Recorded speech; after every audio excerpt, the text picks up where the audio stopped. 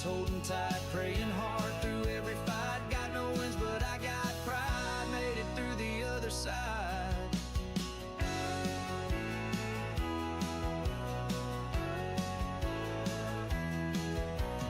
Yellow flags like warning signs, but I ain't falling for their lines. Got nerves of steel, a shaky hand. This ain't a game, it's fight or land. Saw that 18 catch the wall, 21 spun, took out them all. But somehow I found the lane, like Moses through that fire and rain. Yeah, I thread the needle, dodge the flame, every pileup calling my name. Wrecks behind me, wrecks ahead, but I ain't wrecked, I ain't dead. Sliding sideways, holding tight, praying hard through every fight. Got no wins, but I got pride. Made it through the other side. No checkered flag, no champagne rain, but I kept it clean through the carnage and pain. One more lap, one more breath, a dance with danger, a race with death. Still I thread the needle, feel the flame. Every turn's a twist of fate's game. Wrecks behind me, wrecks ahead, but I ain't wrecked, I ain't dead. Sliding sideways, holding tight, out of chaos into light. No first place, but man, I ride with fire still burning inside. Yeah, I thread the needle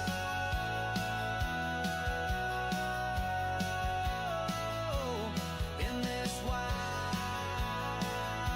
racing ride.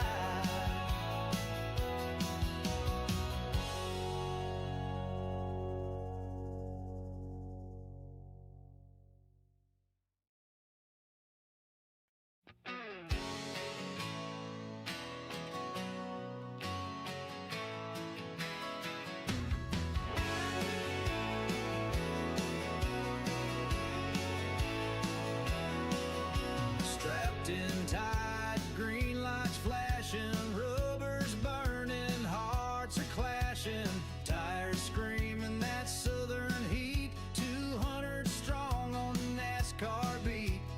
Lap 5 wreck on turn 4. Smoke so thick can't see the door, but somehow I slip right through like a ghost in red, white, and blue. 'Cause I thread the needle, dodge the flame, every pileup calling my name. Wrecks behind me, wrecks ahead, but I ain't wrecked, I ain't dead. Sliding sideways, holding tight, praying hard through every fight. Got no wins, but I got pride. Made it through the other side.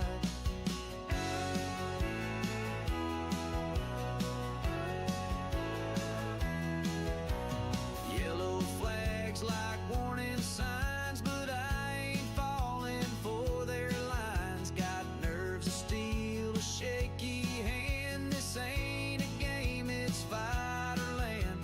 Saw that 18 catch the wall, 21 spun, took out them all.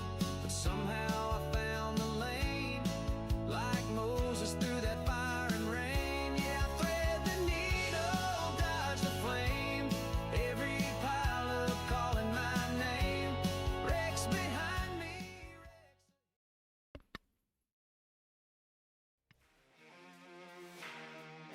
All right, folks.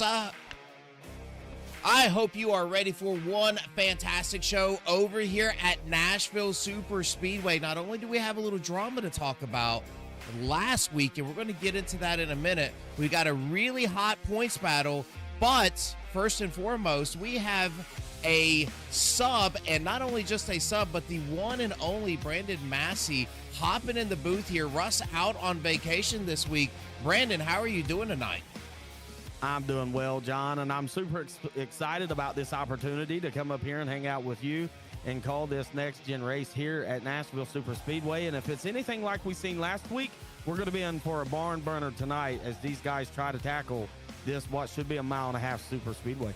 Yeah, and as we look at some qualifying going along, Brandon, I want to talk a bit about the points, and then we'll get into some of the fireworks that we saw last week, because you know that drama follows you week to week. But here we go. Right now, your leader in the points is going to be Andrew Teff. Then you've got McCray is going to be in second. McCray with some difficulties last week, got into an accident a little bit early, struggled, and we'll talk about that. Troy Thomas right there in third, and then Truth and Dennis Kane are going to round out your top five. So really good, strong finishes. You can see a lot of parity here, Brandon, as we've got several different race winners. But man, it looks like Pendel has really been putting on a show here later on in this season. He has done exactly that. But I tell you, the points battle I'm keeping an eye on. In fact, I was looking at the 10th through the 17th position. Those guys are separated by a mere 8 to 10 points. So that cut line right there in that battle in trying to get into the playoffs for the next round is also super tight. So we know some of these guys is already advanced with race wins, etc. But that battle from 10th to, say, 17th is tight as well. Well, not only is it tight, but let me throw something else at you, Brandon. Ed Jurgen, not here tonight. I do not see him in the session so far, and he is sitting right there in 10th. Rob Yost is here. You're actually seeing him on the screen. Actually, you're not seeing him on the screen. You're watching our points battle, but Curtis Ecker is here, and so is Trevor that is sitting in 13th. So a couple of drivers are going to jump Ed if he doesn't hop in here late. Absolutely, and that's the battle that we want to keep an eye on. And I tell you, another one of those guys that's only a couple points below that cutoff line that is also not signed in is going to be Ira Kohlhaas. I know he's traveling right now and was trying to plan to be in tonight's race. Doesn't seem like he's going to make it, so that's also going to be another driver that's actually going to lose out on some points as well. So throughout the night, we're going to see some of these guys flip-flop in position, and then that's going to make just that much more drama for next week. Yeah, this is going to get wild. Now, if you win, you're in, right? So we do have a minimum races that you have to attend. I believe we're going to be good for most of those drivers. But if you win, you're in. And I will tell you, we're going to get into this a little bit later. I don't want to spoil it because I want to talk about a driver that I think has the potential to win tonight, that I am looking for him to have a fantastic run and just been waiting for him to break out. But let's take a look at where we're at on the schedule. So we've got Nashville Superspeedway, that is tonight, but we only have 3 races left, and that's Dover, Darlington, and Texas, Brandon, before we get into those 4 races for the championship. Yeah, and Darlington is one of those races to where the best kind of shine, right? That one's going to be absolutely fun and amazing to watch. And then Texas, right? Another one of those 1.5 miles to where the track tends to get a little bit slick on the exit of 2, and then that center of 3 and 4 is absolutely insane. And so this points battle over these next couple weeks is absolutely, it's just going to be amazing to watch how everything shakes out. But then the chase is going to begin at Daytona, and that's a wild card in itself. That's a good point. You know, and as you were talking about those 3 tracks, you know, if we throw Nashville in, and we'll talk about this concrete track as we go throughout the night, but it is kind of an animal all on its own, right? It kind of runs like 1.5 miles, but it runs a little bit. It's a concrete. So it's really follow the leader at times, really hard on tires. But then you go to Dover, which is a concrete short track. Then we go over to Darlington, just like you said, that's a great equalizer track. Then we go back to 1.5 miles at Texas. So if you really take these span of 4 races, man, you are going to see some skills on display. Yeah, absolutely. And I tell you, the one wild card, the one race that I would call a wild card, at least out of the next regular season races, I think it's going to be next week. Where and who does Miles the Monster bite? Which one of these drivers is going to slip up? They're going to get the outside wall, because we know Miles will grab a hold of you, chew you up, and spit you right back out, and very quickly can end a day. So for me, Dover is going to be the one that's the most wild card race out of these final 4. So you probably are right, and you know there's always fireworks at Dover, and then once the drivers can get spread out, you can see some really long green flag runs there. But tonight, they have to tame Nashville Superspeedway in these next-gen cars, and We're going to see all kinds of things tonight, Brandon. We're going to see some drivers choosing to shift and drop down into fourth gear to get some rotation in the middle of those turns. And those drivers are probably going to come out quick, maybe burn those tires up a little bit later. But man, this is really going to be about line execution, getting into the turn, hitting the spots that you want to hit. This track's so unforgiving if you miss your braking zones and miss your throttle zones. It is. And in fact, we've seen that. We talked about it kind of in pre-race, right? During our production meeting, is how loose these cars have been on both ends of the racetracks in both exits, both turn 2 and turn 4. And so one thing that we want to keep an eye on, or at least I know I will, and I know you will too, John, is how loose these cars do get on exits. So one, who's going to execute the line, the line properly, and then two, saving the tires. This concrete track, like you said, is unforgiving, and execution is going to be key. Yeah, and it becomes more of a, as it looks like now, we've got most of those drivers wrapping up qualifying. So we'll take a look. It does look like we have a few people that have hopped in to the session and probably will not post a time, but one of those people, Brandon, being Ira Kohlhaas.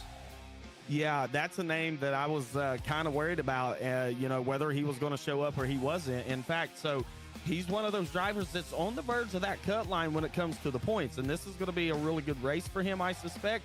But I will say he's on his brother's, he's using his brother's sim rig tonight. So how he performs in terms of, being in someone else's rig, being uncomfortable, but then on an uncomfortable racetrack, John, is going to be absolutely insane to watch Ira in the 81 tonight.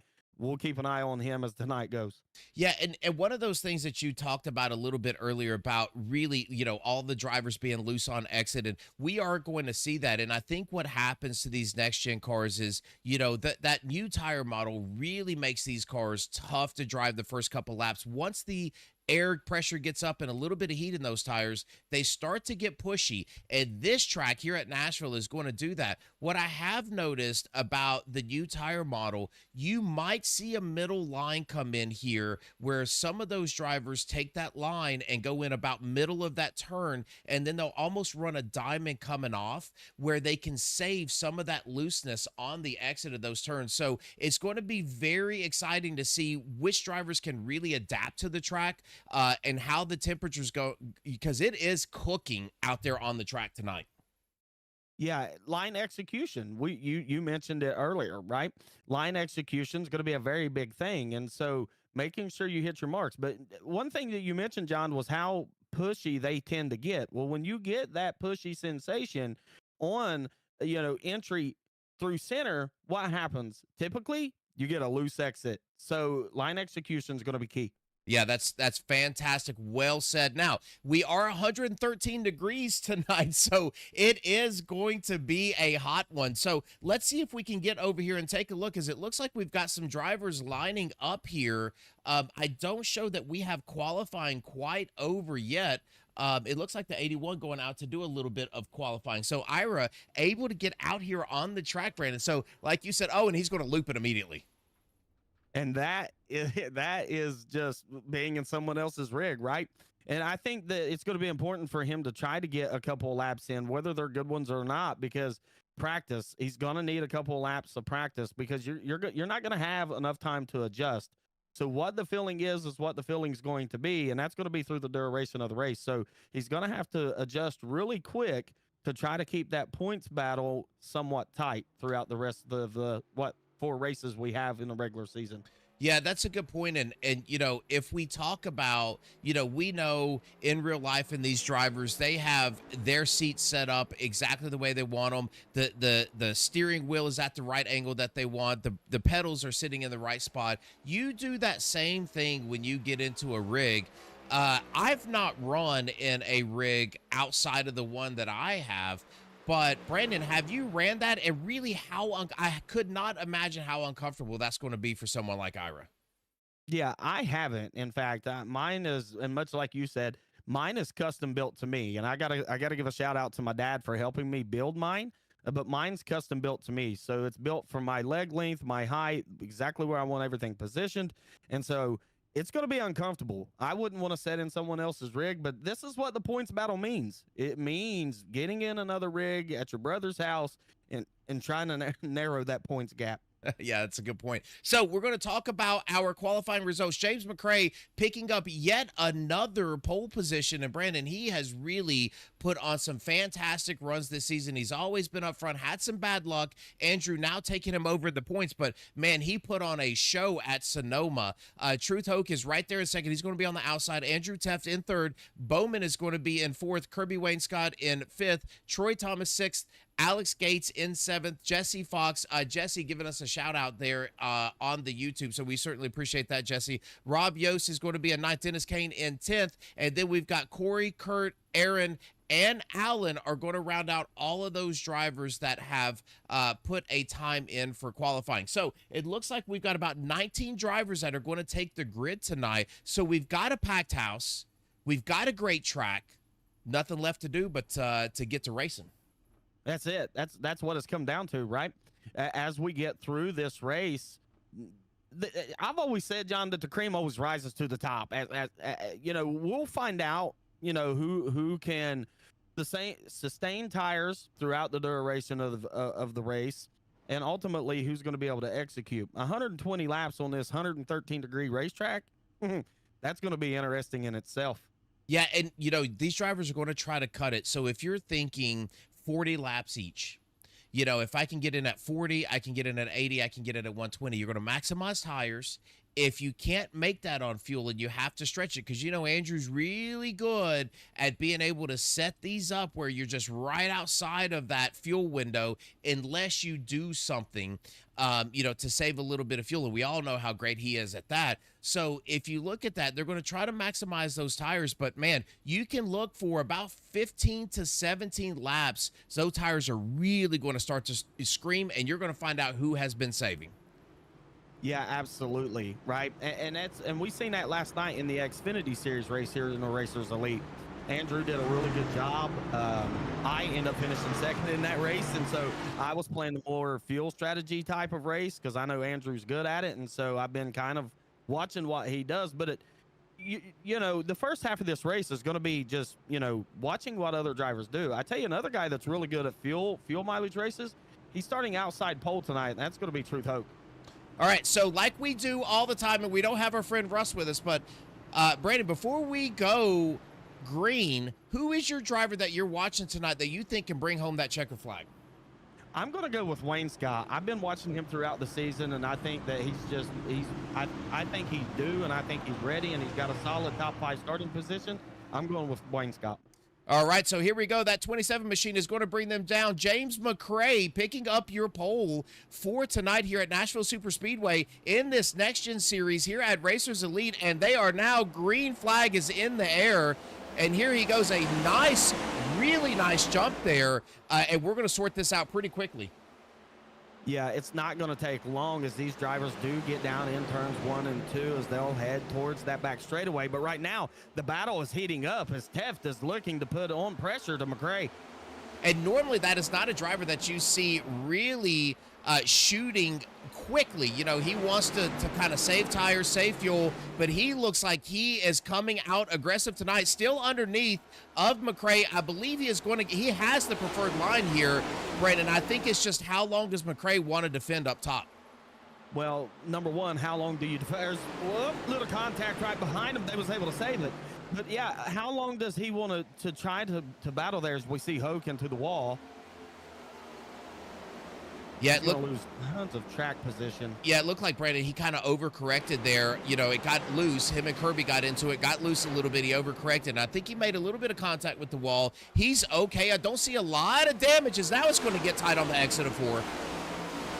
Yeah, you don't want to lose the track position, but the battle up front still raging on. And again, which one of these drivers is going to give in first, because tires is going to be key. Now, we'll see that in about 14, 15 laps where these guys are tire-wise, but right now they're just tossing it out. Yeah, and, you know, this is what I was talking about a little bit earlier before we went green, where you've got, and now Teft is going to have to check up a little bit. You saw him get loose on the exit. He had to check up. That's going to open the door for Alex Gates. Now, Alex Gates underneath, he is going to make that pass. Now, Rob Yost, and we do have a caution out on the track.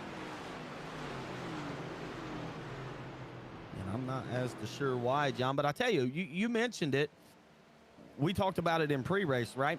loose on exit. That middle line I thought maybe was going to start to come in just a little bit. It was rolling pretty decent, but then we see the 98 a little bit snappy loose on exit. Didn't lose too much, only a couple positions.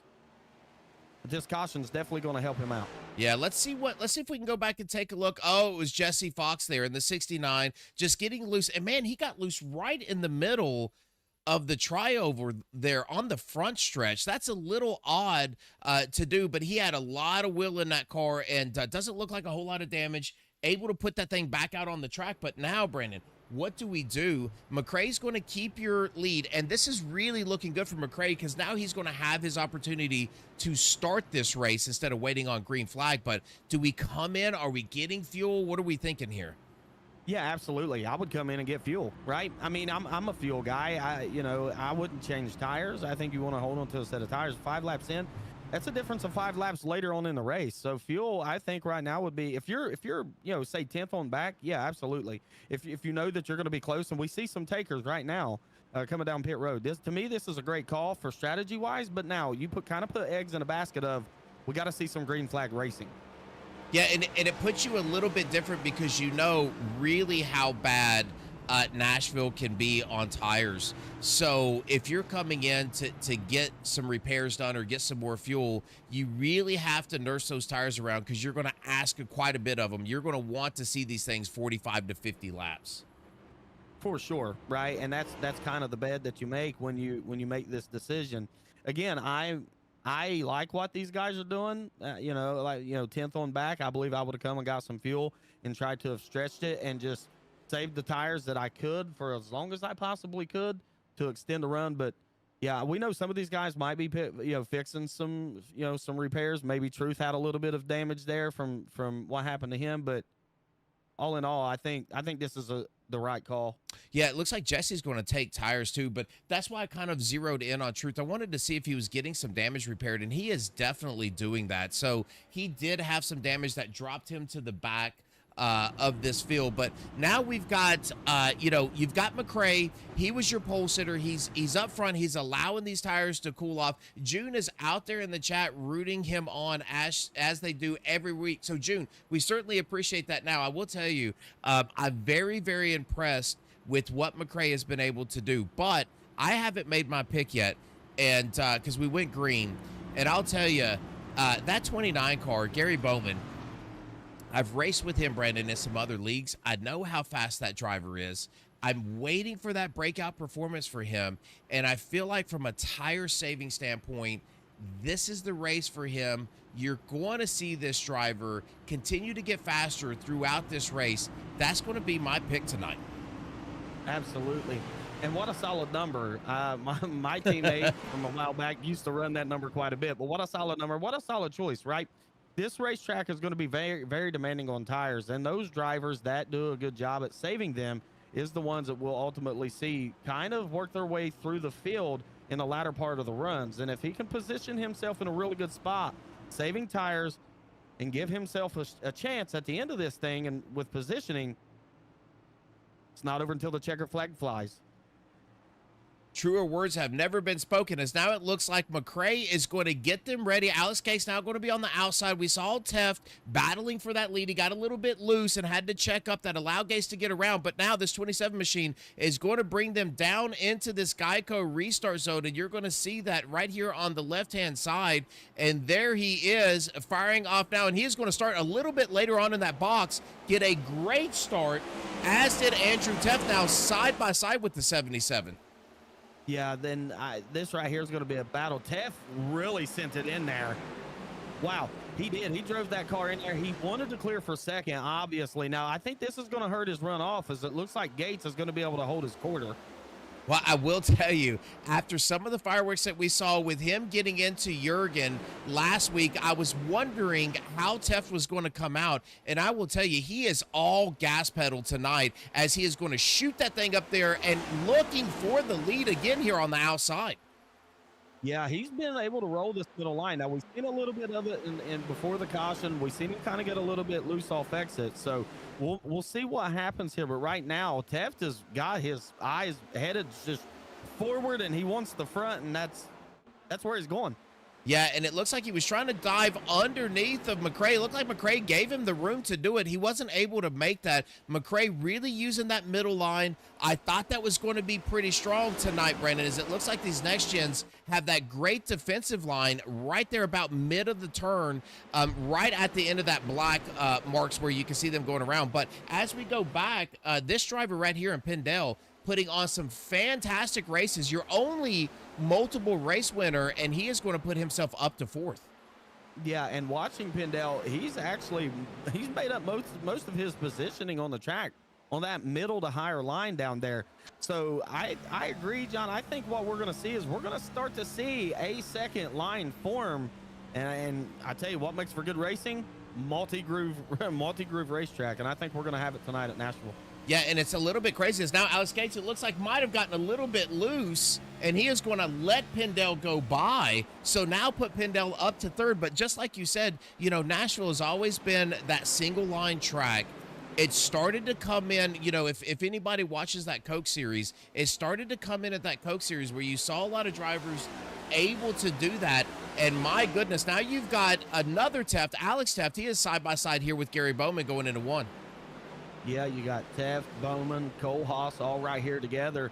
But we'll see. We'll see how these tires wear, right? Does the tires wear make these guys want to paint that yellow line down at the bottom of the racetrack? As you can see, Cole Haas really sent it in there. He's trying to get clear. I don't think he's going to be able to do it this time. Oh, and he's going to get loose, and he's going to drag it down into the infield. Oh, okay, he's back on track. I thought he was going to come up right there. He was able to save it. Back on track, and again, Brandon, that is probably just being uncomfortable in a different rig, not really trusting your equipment there, and just overcooking it on the exit of that turn. Yeah, I think so, too, because he drove in there really deep, and he's not typically a guy to do that, but we can see battle. There's battles all over this racetrack. This right now, we got a battle for second. I've seen, John, it looks like that Pendel is starting to put some pressure on Teft. Man, it looks like he's going to overshoot the entry of that turn and slide right up in front of Teft, and he is going to get that move done. I just feel like sometimes, Brandon, when you do a move like that, you just have to put so much will in it to get that. You almost sacrifice tire to get that move done. If you want to see Pendel a little bit more patient in some of those moments to say, hey, I want to maximize my tire wear throughout this entire run, maybe that's not the time that I just shoot it in there and slide right up in front of Teft. Yeah, I mean, we're at that 15 lap mark, and I think within about the next 5 laps we'll see where we are tire wise. But yeah, it's one of those it's one of those deals that, you know, from a racer standpoint, you know, you got to take into consideration, what are you willing to sacrifice early to sacrifice later?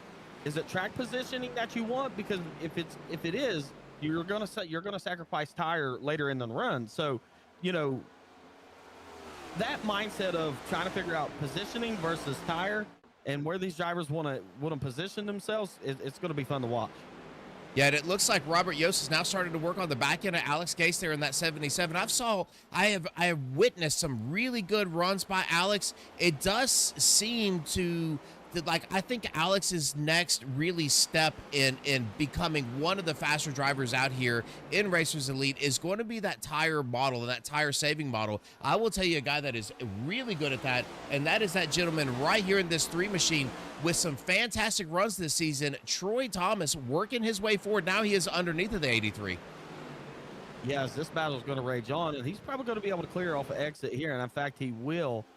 And Thomas has had some good runs throughout the season. I've watched him in a couple of different series here within Racers Elite, and he tends to find himself towards the top 5 later in the runs, and always positions himself in a really good spot to have a shot at a win. Yeah, and, you know, we always, you know, have seen Thomas do extremely well on short tracks, but this year it just looks like some of those plate races he's been up front, pushing, getting pushed, and now at the 1.5 miles in a track like this, it just seems to start lending more toward this 3 machines driving style, and he continues to get faster and faster. But I will tell you who is faster is this gentleman right here, Pendel, as he is now going to go for the lead. He is, and he's doing it right off that middle line, just like we talked about earlier. Right now, he's going to have the side-by-side going into turns 1 and 2 here. But that middle line's starting to come in, and it's coming in rather quickly. Yeah, and it just looks like, and one of those things that we have seen with this 94 machine is he is going to kiss the wall on the exit there of 2, is he is not afraid to really go out and search the lines. I like the way that McRae really works the bottom lines. Oh, and he is going to get loose and have to check up.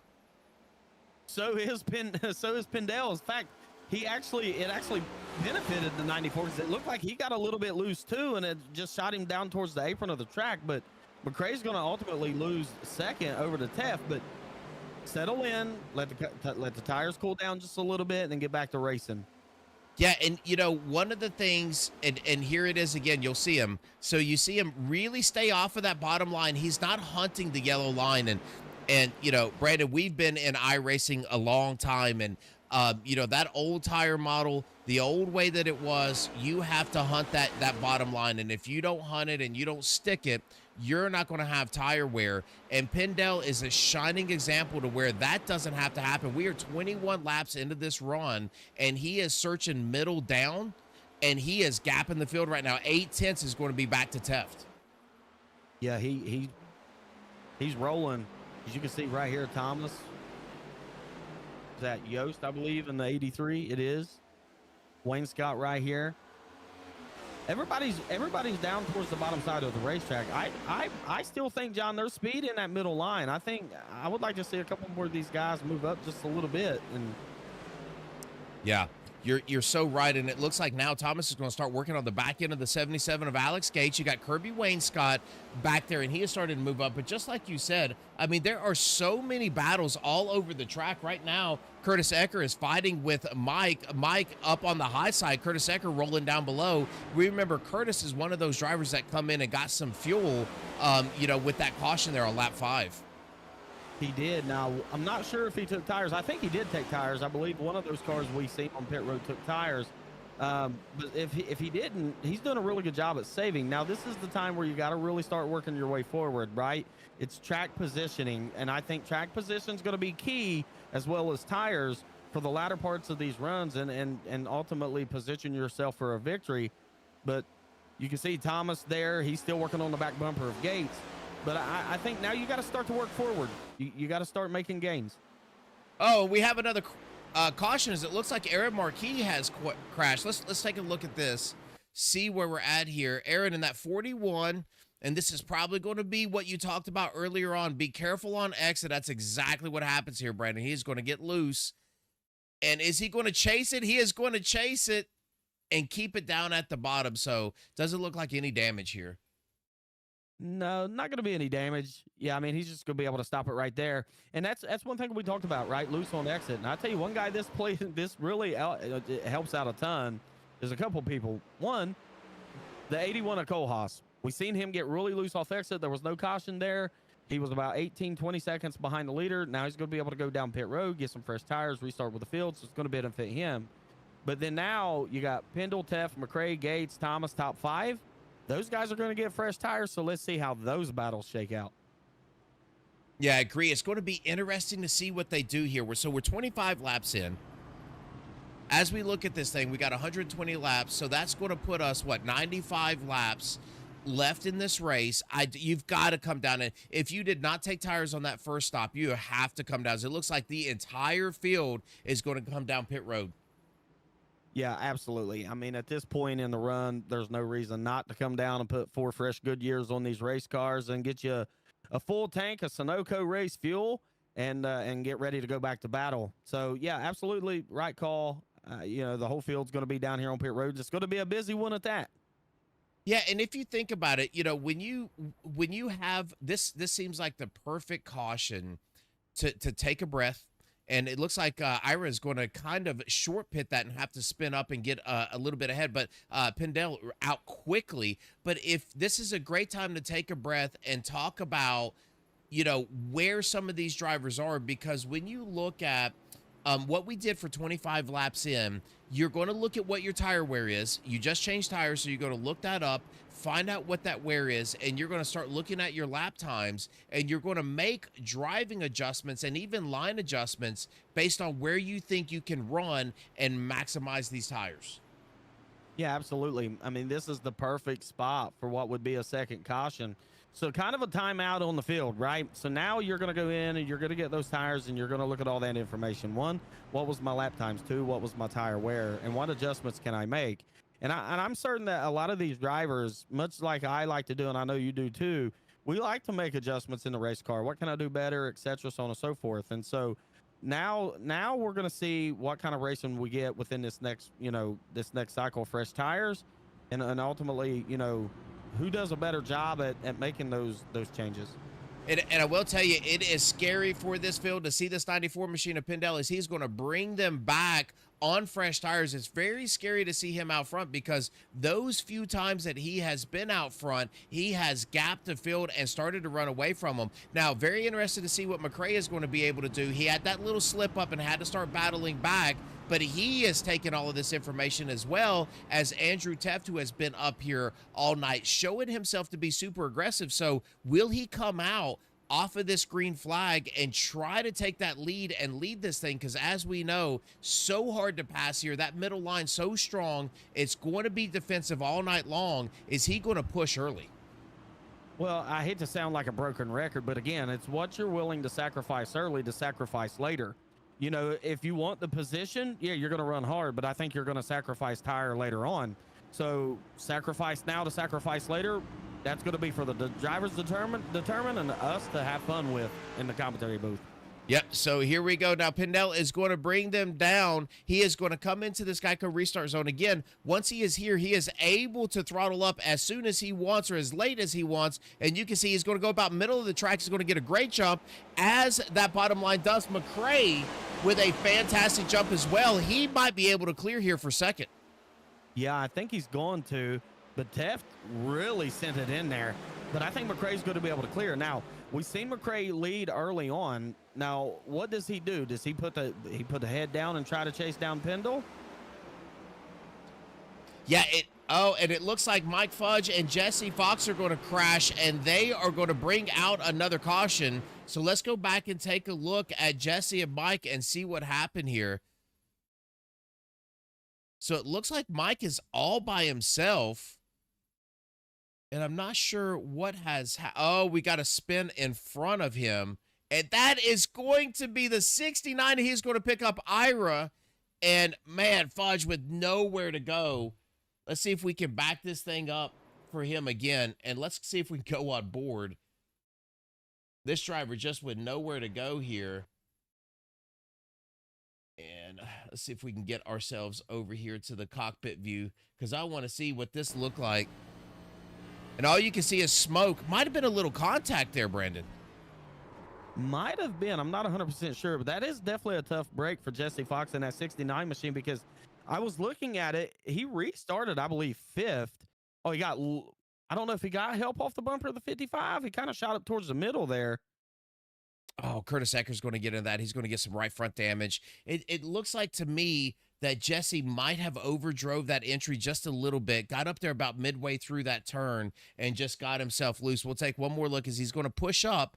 I don't see a lot of contact right there, but he is loose right there, Brandon. So I just think he might have drove up, hit that apex, got loose, and that 29 nowhere to go, and then just chain reaction from there. Yeah, after that second look at it, it exactly looks like what happened. He just kind of overdrove entry, got it loose. It washes up the racetrack, but a tough break nonetheless, because he had restarted, I believe it was fifth position there. And I believe that he was one of the earlier cars that we had in one of the cautions, I think. So if I can remember correctly, I'm not 100% sure, but yeah, tough break for Fox, but we still haven't been able to see what happens with Pendel, McRae, Teft, Gates, Thomas, these top five. Man, it is going to shape up to be a good one. Now McRae is going to have to start on the outside. So the trend that I have seen so far is this bottom line extremely strong on the restarts. You don't want to be on that outside line.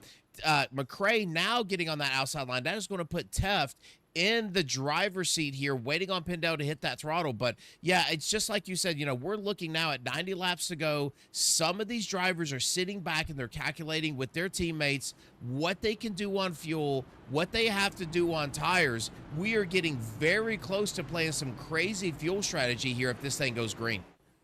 Yeah, I think so too. And with that being said, these cautions are going to help with that.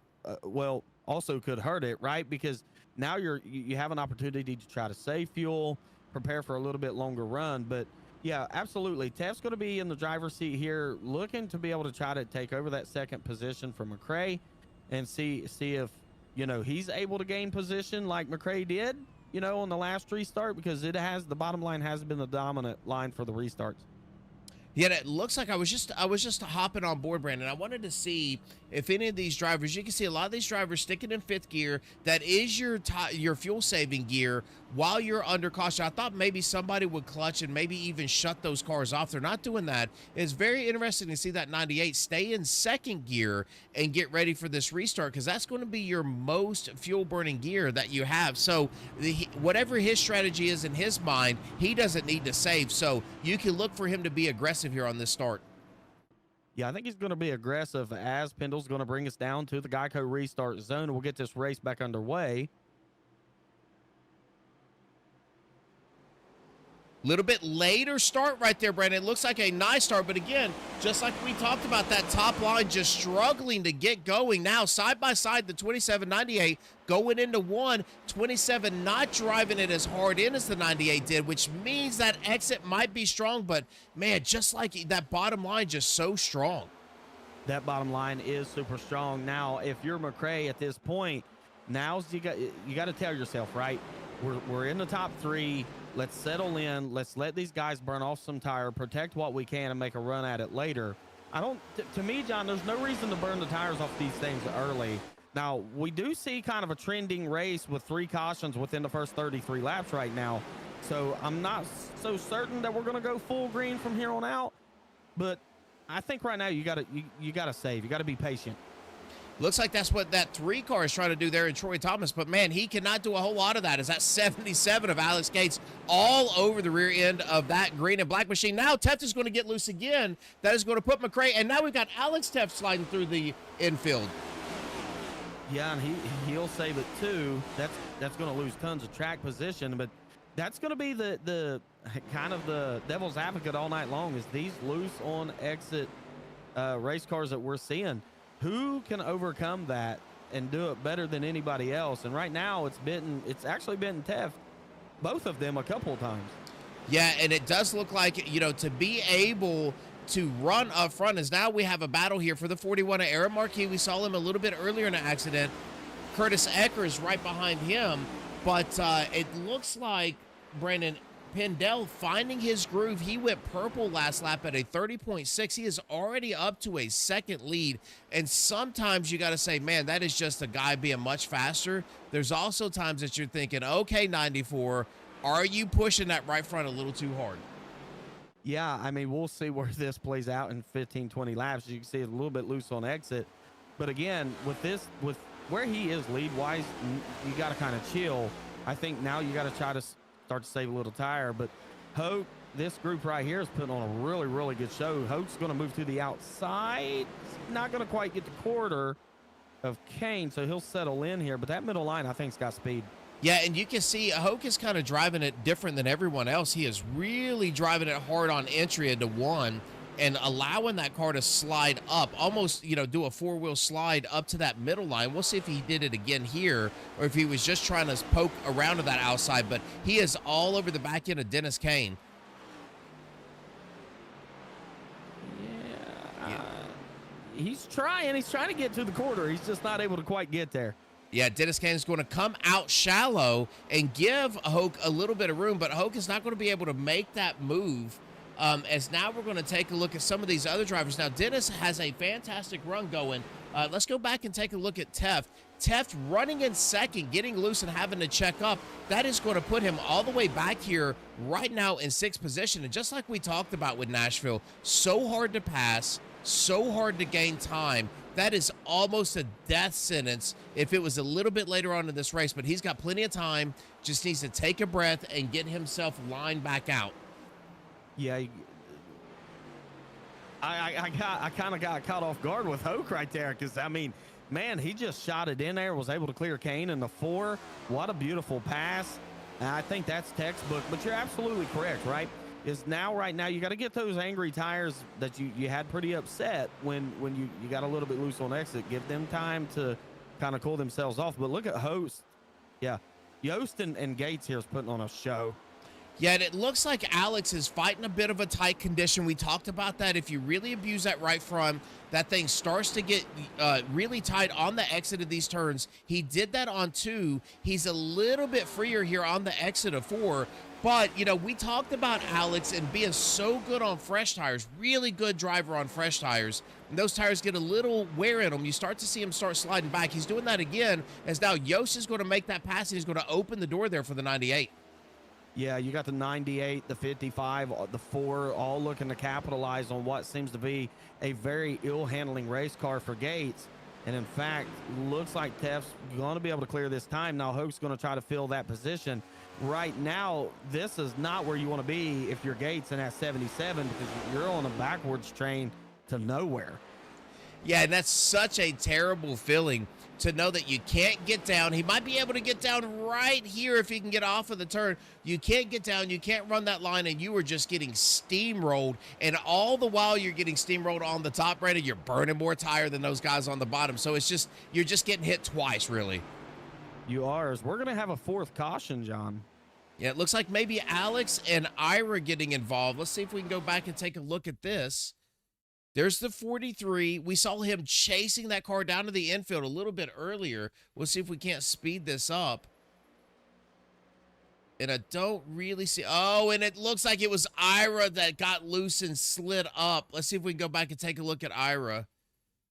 Him and Mike Fudge right there. Kirby is below both of them, and Ira's just loose. Yeah, you can see it. I mean, the car, you can see the tire marks coming off the rear end of the car. Just loose. Probably got tight on entry. It looked like it because he had kind of washed up a little bit with the 2 car, and then just that tight entry. We talked about that, right? When you're super tight on entry through entry center, you're gonna have a snappy loose feeling coming off the exit. So we see a lot of strategy, a lot of cars on pit road, John. Yeah, and it does look like we're gonna go from Andrew Teft all the way back. Are going to come down. Very interesting to see some of these guys staying out. So they're playing some tire strategy as we look at Andrew Teff going to come down. Very interested to see what he is going to do. And even some of these other drivers right behind him. But we've got we've got about 10 cars, over half of the field down pit road.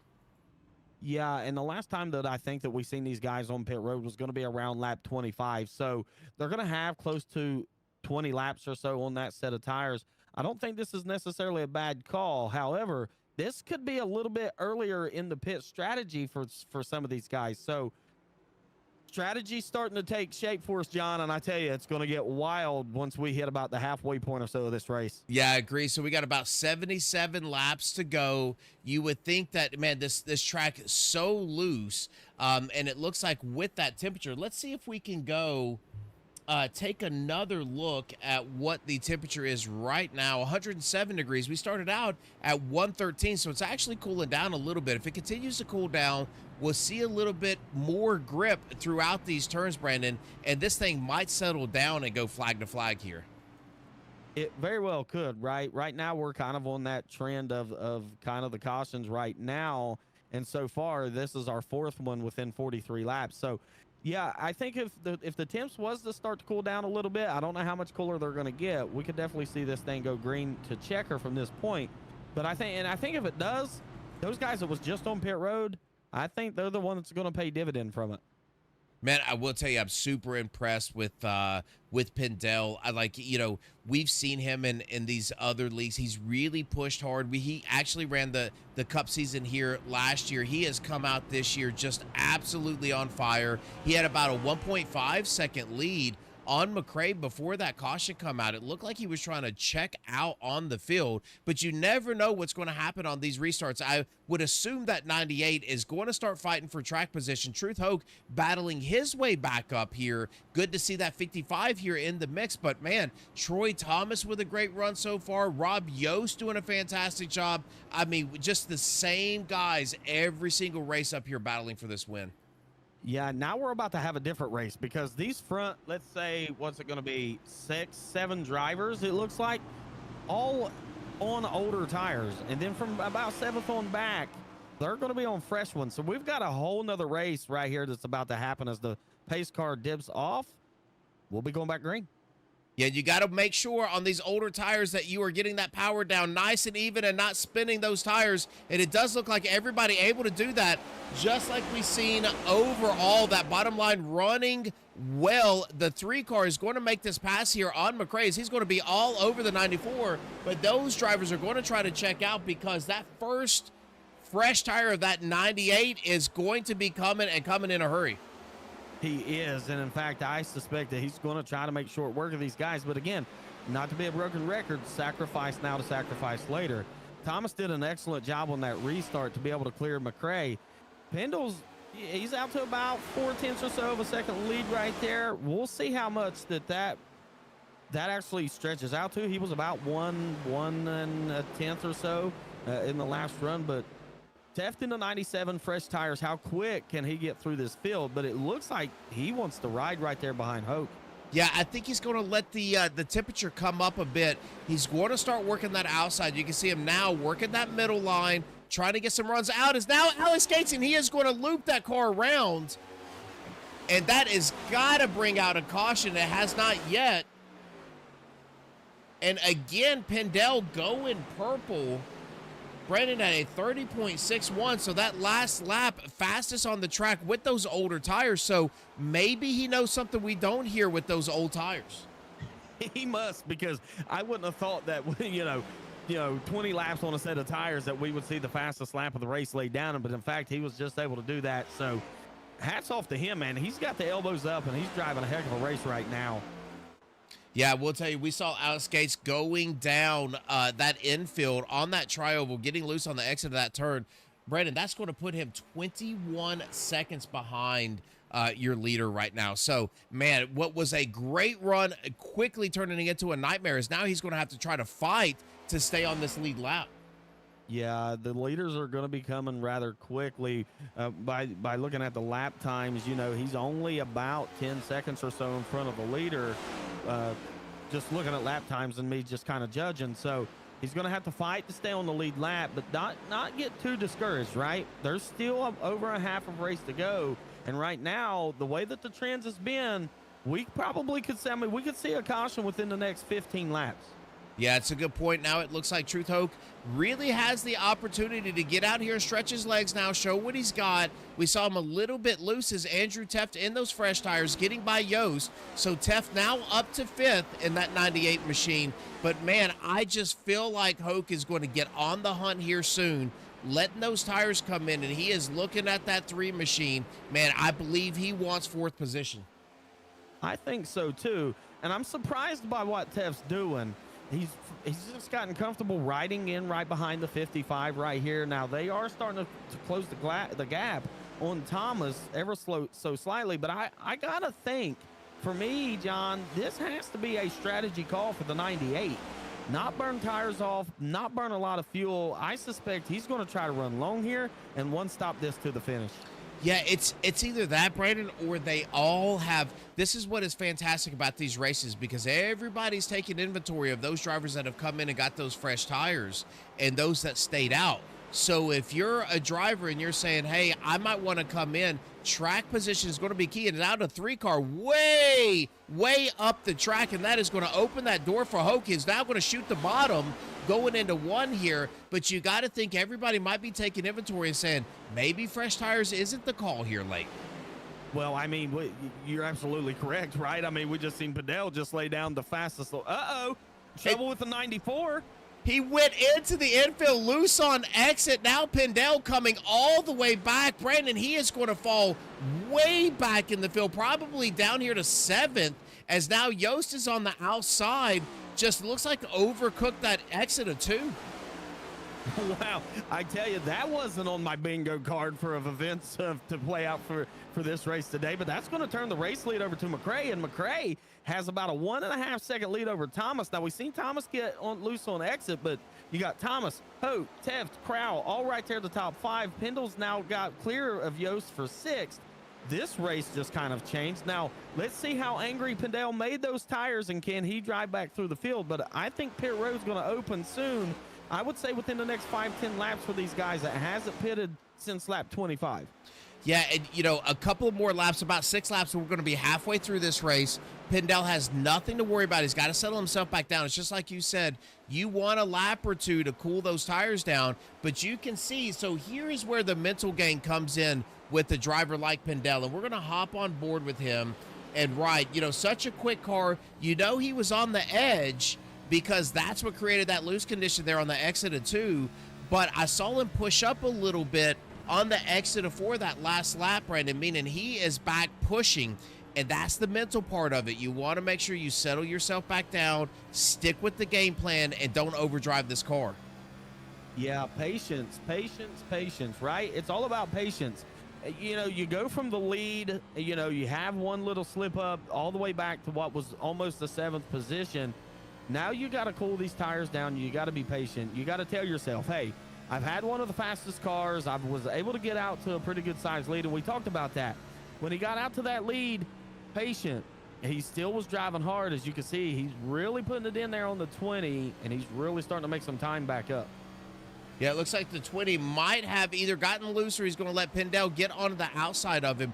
But one of the things that I noticed really about this 94 is that roll through the center. So one of the things that we talk about, especially with these next gen, is how powerful they can be on the apex of the turn if you're off of the brake and off of the throttle. And you can just hear Pindell get off of the throttle and just allow that car to work right here. And then he gets back on. Yeah, he really does, and allows those tires to come around, as now he's going to start looking on the outside. So this driver is back on the attack. Looks like he is going here for 4th position.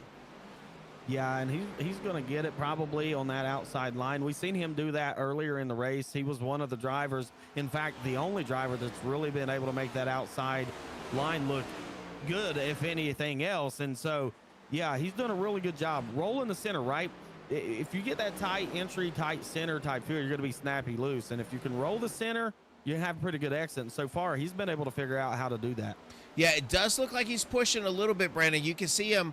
You can see those cars wiggle on the exit, and when they wiggle on the exit, it's because they got so much wheel in them to stay off of the wall. They get loose, just like you talked about earlier. And normally, you get really pushy on the exit of these turns because you add throttle a little bit too soon in the apex. I believe that's what Pindell's doing because he's pushing to try to get those positions back. But man, as we talk about that, some other battles heating up around here is Aaron Marquis all over Gary Bowman now.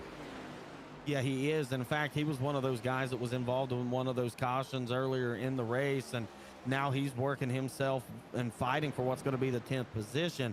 Got the preferred light here, I think. I think he might be able to clear on exit here, and in fact, he will be able to do so. So that'll put Marquis in the 10th position, Bowman back to 11th. Yeah, Marquis doing a really nice job. This is one of the better runs. Like you said, he was tied up in that incident a bit earlier, but one of the better runs. We saw some really good runs here out of that 8 machine as well. Maybe Nashville, not the track that he wants, be faster at some quicker tracks, and we saw him especially on some short tracks. So look for him at Dover, but right now putting in a good solid top 10 run. He is in 9th position. Yeah, absolutely, right? It's one of those deals when you're running for a points championship, if you're not comfortable with where you're going to race next, it's eliminating what you can eliminate in terms of mistakes, right? And to make sure that you position yourself in a solid finishing spot. And right now, Ecker's been able to do that. Might not be one of his most favorite tracks, but right now riding comfortably inside the top 10, and that's going to help with points. Absolutely. It looks like Corey now is able to get by Yo. So Yo's starting to slide back a bit. Corey in that 20 machine, he's going to get up in front of him. Now it does look like maybe Pindell has stalled a bit, but I will tell you, it looks like, man, it looks like Troy Thomas is starting to chip away at this lead a bit. That lead has dwindled quite a bit, and Thomas has done a really, really good job. So we want to know, how aggressive was McRae on those tires? Was he pushing quite a bit when he was following Pindell? Has he been pushing out in the lead? I would think clean air on the front end of that race car would matter, but what was a 1.5 second lead at one point in time has since been cut in half. Yeah, it really has. Now that Ira is going to be right in the middle of those two drivers, but you can see it looks like Troy is really gaining some momentum here as it looks like Andrew's still stuck in third. Pindell is right there, and we talked about that a little bit earlier. He just kind of has stalled here, and I believe as you can see him really creep that car up in the middle of those turns, I just believe he might have been overdriving, trying to get back to where he was, and I believe he's cooked those tires a bit. Yeah, I think so too. I don't disagree, right? I mean, he was doing what he could to gain back a lot of the track position, and in fact, he's been able to do that. So where he's sitting right now on the racetrack behind Teft in that 4th position, I think is a solid place, because we know he's fast. 1, 2. Once he does get fresh tires, he's going to be able to go back to work, put the head down, and try to make up some more of that track position. I don't think the race is quite over for that 94. I think it's going to get tougher because the laps are winding down, but I don't think it's quite over. No, he is right. He is all over Andrew, trying to work that outside line like he did on Hoke, like he did on Yost. Not able to make it work, but you can see him now starting to work the lines to try to find a way around Teft. It looks like Teft, even with those fresh tires, just not able to get the drive off that he is looking for tonight. And I think this is kind of by design for Teft. I want to say, I kind of feel like it's by design, as we see an excellent battle right here with Marquis. I believe it's Alex Teft, is it not? Yeah. Yeah. Ecker right here. Bowman's coming into the picture. This is a beautiful battle right here. Yeah, it looks like Alex Teft using that little slider line, and he is going to slide right up in front of Marquis. He's going to get that pass done. That driver now heading in the right direction. We saw him a little bit earlier with that heavy impact, as it looked like the 69 slid right up in front and kind of blocked him. But Gary Bowman's starting to come back to Aaron Marquis as well. So, and all of these drivers are catching Curtis Ecker. So this is a fantastic battle. 4 drivers fighting over top 10s. Yeah, absolutely, right. And how many of these drivers has been involved in that points battle? That's the thing, is it's positioning. In this racetrack, you have to have track position. And so as the tires wear down, we're starting to see battles and position changes. You can see right here, there goes Bowman around Marquis. Yeah, Marquis getting past Bowman about 5 to 7 laps earlier. Now Bowman passing him back. So again, just like you said, that is a lot of that tire saving strategy, as now Alex Teft is going to start working on the back end of Curtis Ecker. Yeah, Alex might be on a little bit fresher set of tires. I can take a look here, and in fact, I believe is. No, in fact, they're going to be on the same cycle. So again, this is tire wear, who saved, who didn't, and I think right now we're starting to see that shine. Yeah, it looks like the 43 is going to be able to get this pass done. A ton of momentum. These are teammates. But I will tell you, we've got another great battle right here. Is now Pindell getting passed by Hoke. So those tires, and Corey is now going to go around Pindell. So 94 continue to slide back as we now have a caution out. Alex Teft crashing. Let's go back and take a look. Yeah, just as you had made the change over, I seen Alex get really loose on entry and kind of bobble. And in fact, that showed it right there.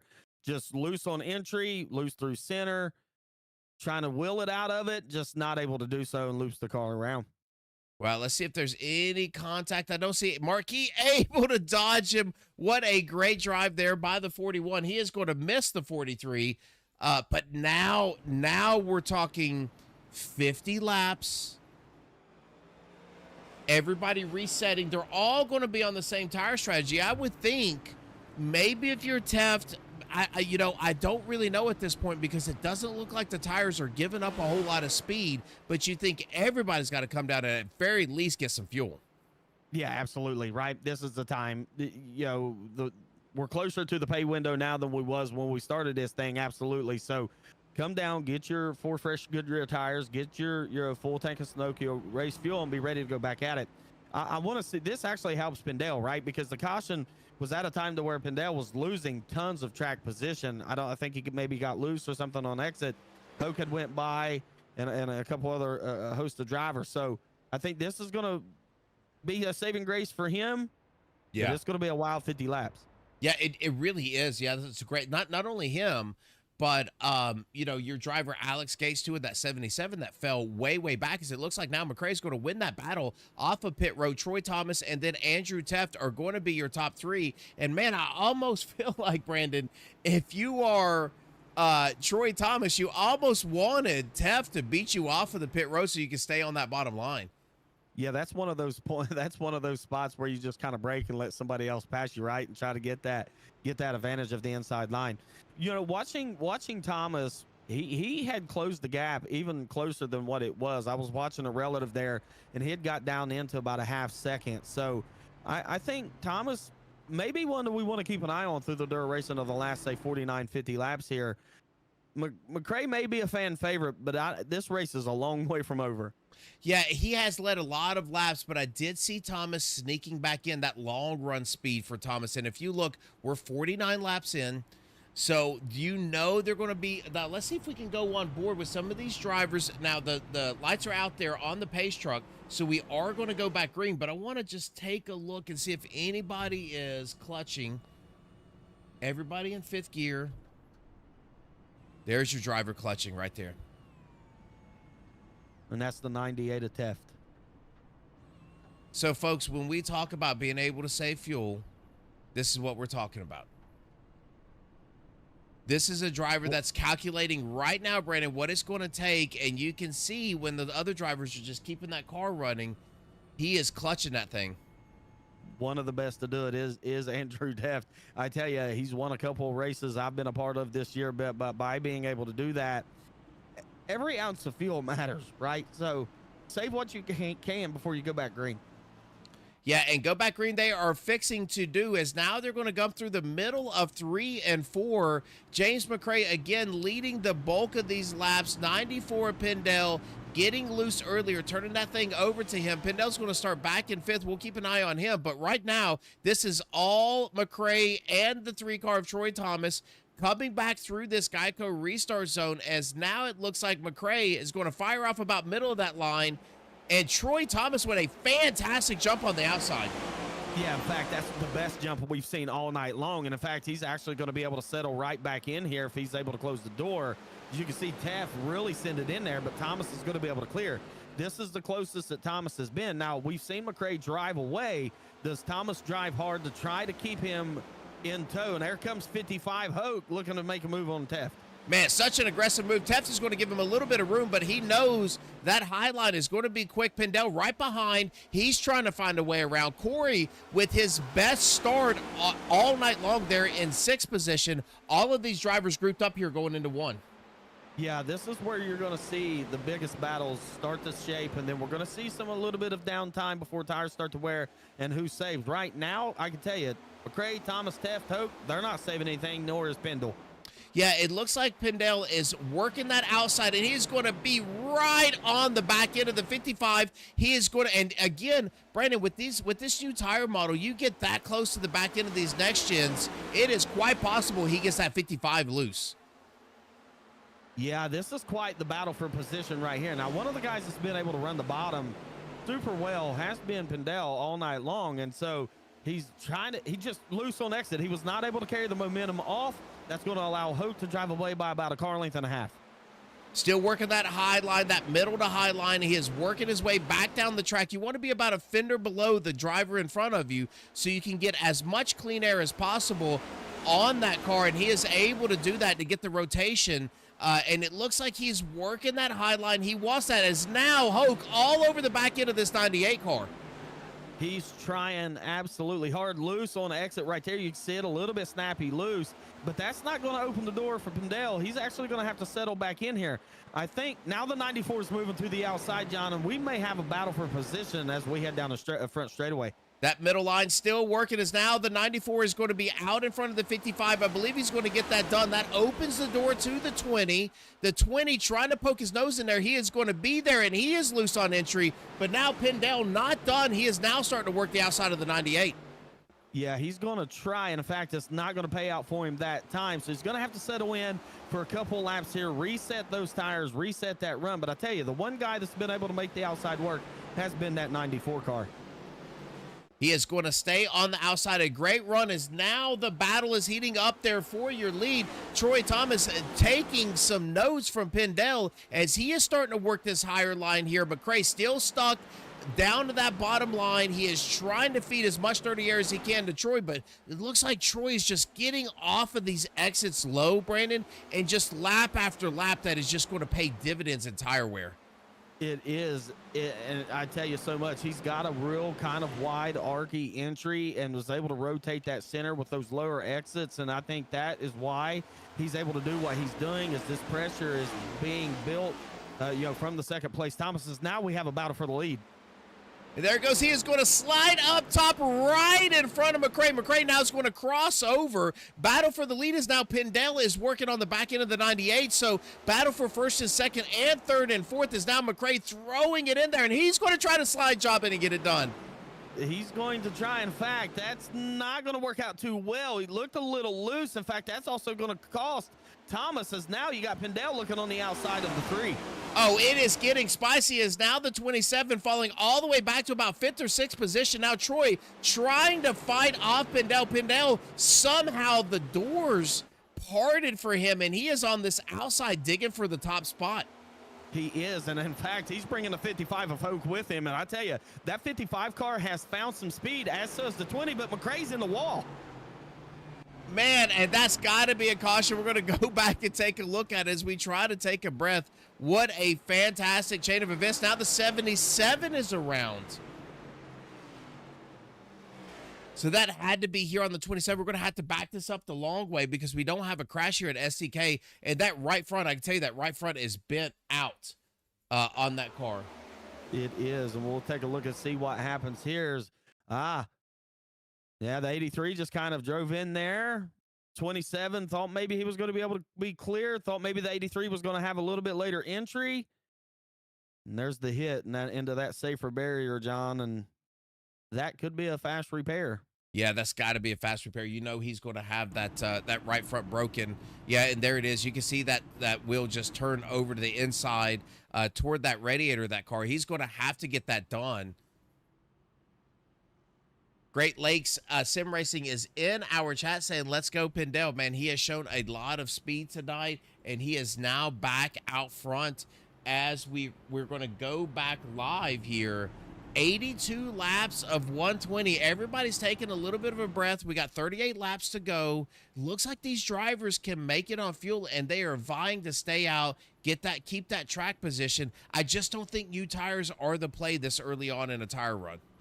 Yeah, I don't think so either. In fact, we've seen the 98 of Tef take tires a couple of cautions ago, and it really didn't help him out any. Now, that could have been by design. We ain't 100% sure.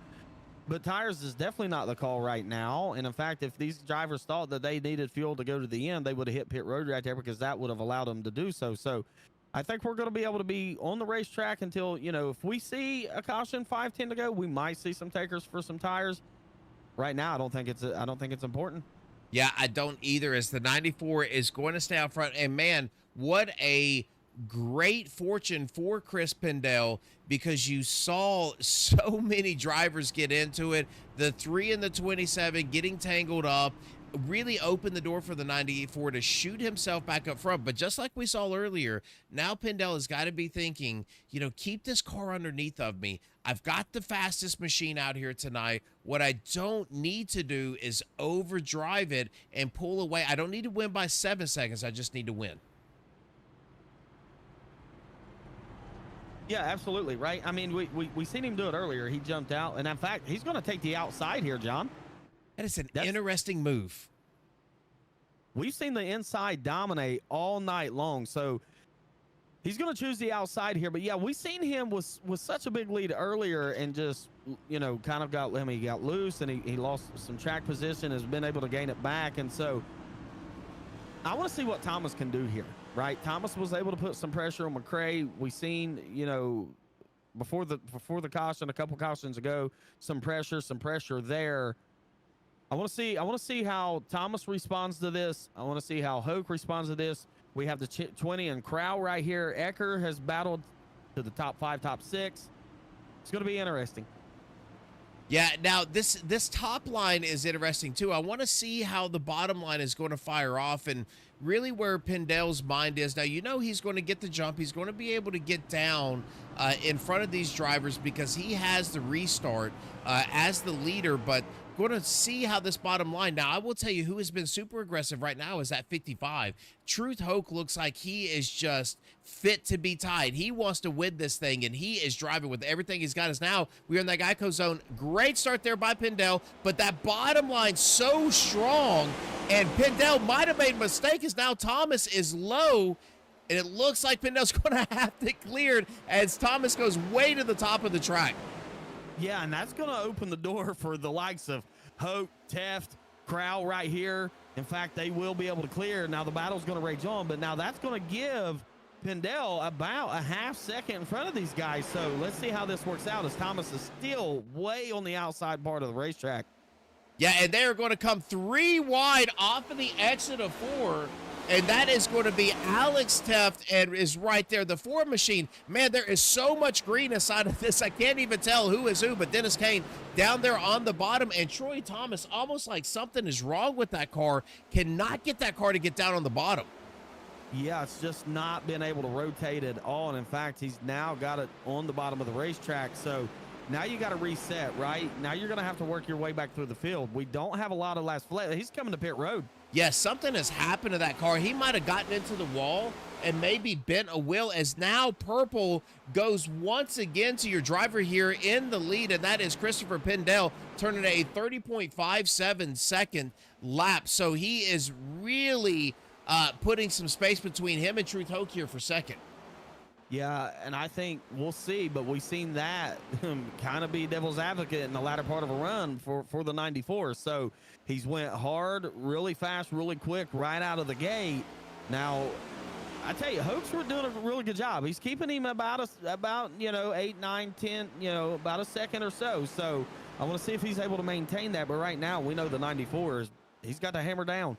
Yeah, and it looks like he was the 94 again, your fastest driver out there on the track last lap at a 30.72. Second fastest, Alex Teft. And it's sometimes this 43 machine just shows up late in races and just puts wins on the board. And I'm not sure what happens to him mentally, but when that light switch flips for Alex, he is one of the faster drivers that you're going to see out here. Now turning the second fastest lap times and looking underneath of this 20 machine. Yeah, and he's on the hump to the front. I mean, he's gonna make a battle for position here on Crowell with the 20. And in fact, he's going to be able to make quick work of that, and he'll actually be able to clear here. And so the guy on the move, we know, is the 43 of Alex Teft.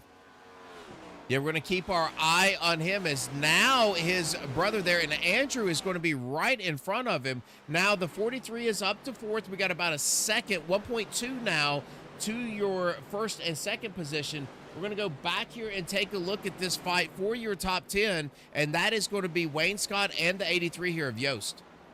Yeah, Wayne Scott, just not with the day that I thought that he was going to have. I've been able to watch him and through some of these events, and seems to be a consistent runner, always in around, the top 10, and just not a racetrack that it seems like he's matched up well with, but nonetheless, a pretty solid run and looking for a top 10. Yeah, we can see McRae is right in front of those drivers. McRae leading so many laps, now back in ninth. We're going to see if he can work his way up, but right now he's about 5 seconds behind your leader. So 30 laps to go. If this thing goes green the rest of this way, man, you just think what could have been here for the 27. Yeah, absolutely, man. Just tight battling up there. They get that caution. Thomas was able to keep him close. We've seen him move for the lead. We've seen a crossover back for the lead, and it just ultimately didn't work out, and tons of track position lost.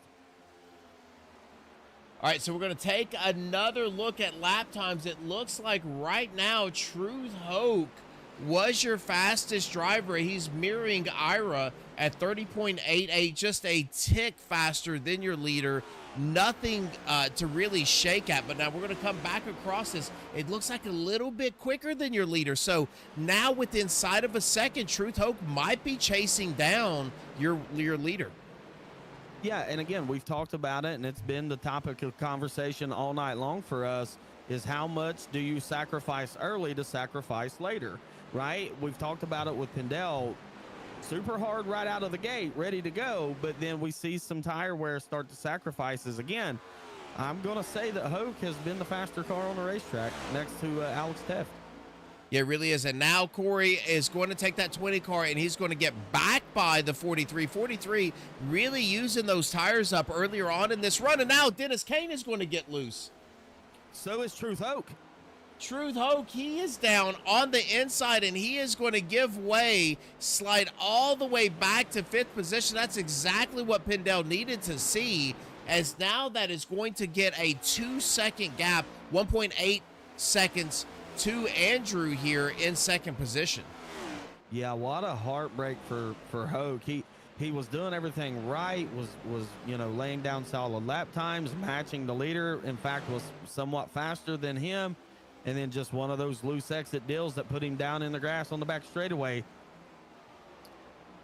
All right, Gary Bowman all over the back end of Dennis Kane. We saw Dennis get loose, and that's put him back here into the grass of Bowman. It looks like we got a little bit of a battle behind now as Kirby Wainscott, and it looks like the 27 of McRae. McRae now up to 9th, but he is under attack, 7 seconds behind your leader. Man, you just would not think that of that 27 car. No, we wouldn't have thought that at all, at least not for the way that the race has been for McRae in the 27, as he is starting to get a little bit pressure from Wainscott and Yost. I tell you, though, another surprise to me is Pendel's about to put Thomas a lap down, and I watched that, and we went from, well, Thomas was having a really good day to, you can see he's about to maybe go a lap down. Yeah, man, that is just heartbreaking. As now this lead, 25 laps to go, continues to extend. Andrew Teff now 2.5 seconds behind Pendel. Pendel right on the back end of Troy Thomas. Troy, one of your faster cars, was up there battling for the lead just a handful of laps before. Just looks like now something happened to that car, or maybe to Troy, and just off pace now. Yeah, we seen him come down pit road, so we knew he was on pit road. Not sure what happened to that car, but whatever happened to that one, we probably can safely say happened to the 27. It's just, the 27's still about, in McRae about 20, about 7 seconds behind, and you just don't want to make these tires angry. Maybe it's just not, he's just not matched up well. The dirty air disrupting the handling of the car, etc. Yeah, and I'm just watching these lap times, Brandon. It looks like your two fastest cars are Truth Hoke and Chris Pendel, and it looks like Pendel's just continuing to stretch this out, almost a 3-second lead now with 23 laps to go. I mean, unless he does something crazy, which he has, he should be able to bring this home if it goes green. But man, Truth Hoke, what could have been all of that speed, really keeping Pendel in his sights, but now he's still got some work to do. He can really work his way up to 2nd here. Yeah, I mean, he's only, I believe he's less than a second from to Teft in 2nd place. You can see all 4 cars right there together. So, yeah, I mean, he's going to be able to salvage a really good run. I don't know if we're going to see another caution. He kind of has that green flag feel to me right now to the end. But he can still, have a really good finish. He's setting in 5th. I want to see, though, over the next 20 laps, can this pack catch Pendel? I just don't know if they can, John. I just don't know if they can. Yeah, it doesn't look like it. Looks like now, and really what Pendel's got to do is just time it and hit his marks and just keep making sure that car stays underneath of him. Good exits, good quality exits. Don't get too pushy. If you do, back off of the throttle and let that car turn. But because now he's about 2.8 seconds. Now Dennis Kane showing as he has crashed, and the caution is out. Yeah, we'll take a look and see what happened. It's going to be on exit over correction right here. You can see him on the exit, and this thing is going to snap back to the top because he's going to hit that. Yep, and there you go. Yeah, just pretty much what we've seen all night long. Can he keep it off of the wall? No, he cannot. He is going to have a pretty hard impact there on that right front, and that is what is going to bring out the caution. So just like you said, we've seen that all night long. Now Now the race begins. 20 laps in. I am getting 4 fresh tires right here. Maybe rights only to keep the car a little bit looser. Let's see what happens. Yeah, the strategy calls here. I mean, we're just going to have to see who gets on off pit road and what the strategy calls may be. But I tell you, you're at a point in the race now, we're going to restart with less than 20 to go, John, and there's not going to be any reason to save tires. So put your 4 fresh Goodyears on there. Hope everybody else does. In fact, looks like most of everybody's going to take 4. Man, I got to tell you, if I'm like 5th back, if I'm Truth Hoke, that might be just rights only to get myself out there. And he is going to do 4. Pendel is out.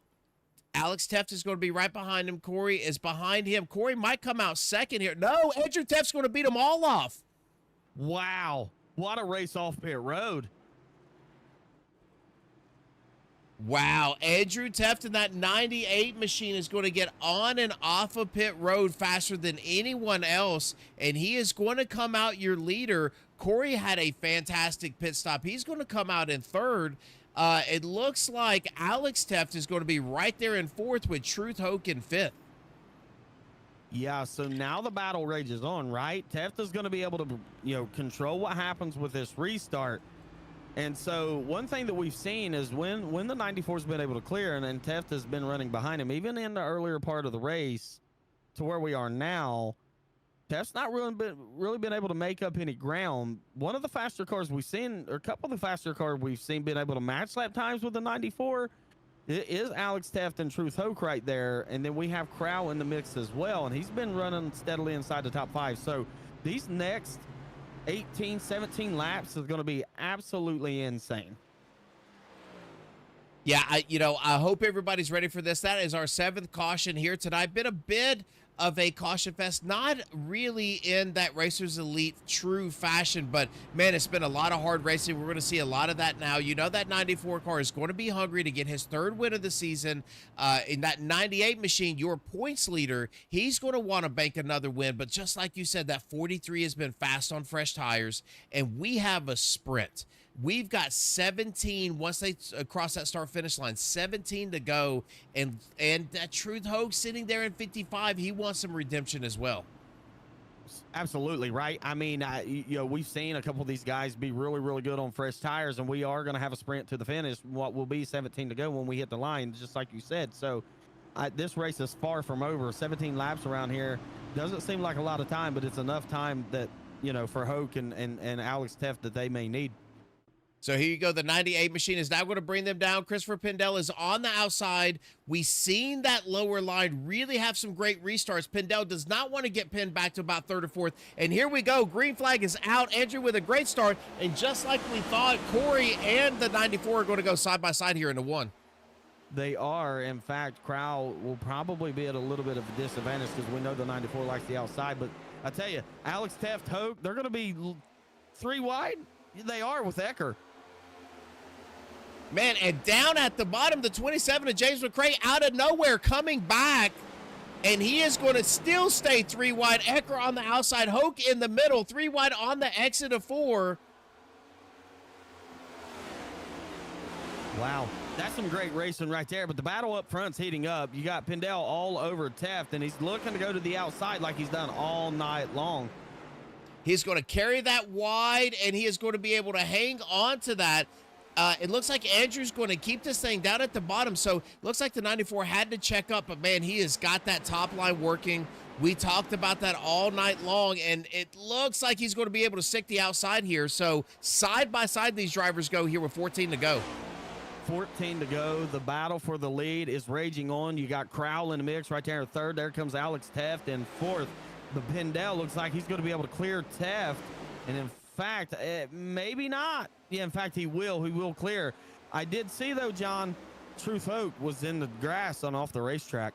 Oh, Truth Hoke, once again, there he goes. He is way, way behind, about 11 seconds behind your leader here. Now, it looks like going purple that last lap. You talked about him earlier before this green flag started.